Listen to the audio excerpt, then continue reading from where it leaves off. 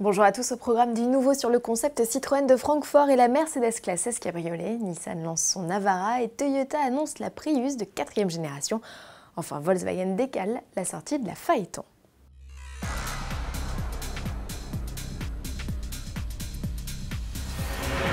La Méhari du 21e siècle a désormais un nom, ce sera Cactus M. Citroën a révélé le patronyme de son concept star du salon de l'automobile de Francfort, en même temps qu'un tout premier teaser. Pas de voiture à l'image, juste un peintre attelé à décorer une planche de surf. L'esprit voiture de plage de la feu Méhari est plus que jamais au goût du jour. À suivre.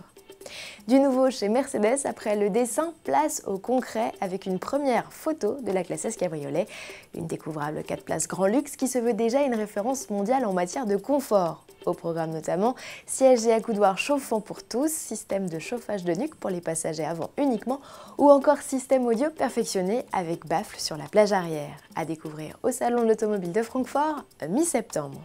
Toujours en bref, Volkswagen a choisi de reporter une nouvelle fois le lancement de son vaisseau amiral, la Phaeton.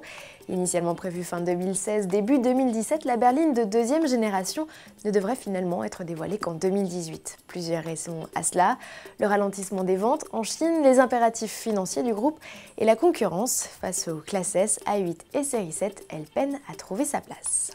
Ce n'est pas en Allemagne que Toyota a choisi de révéler la 4e génération de sa Prius, et non, c'est à Las Vegas que la pionnière des voitures hybrides fera sa rentrée le 8 septembre prochain.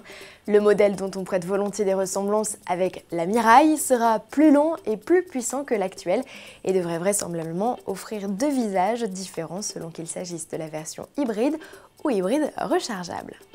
Place pour finir au Nissan Navara. La nouvelle mouture du pick-up découverte il y a déjà un an en Asie s'apprête à conquérir l'Europe. C'est au salon de Francfort le 15 septembre prochain que le coup d'envoi de sa carrière sur le vieux continent sera officiellement donné. Un Navara que Nissan a souhaité plus raffiné, plus confort et high-tech que jamais.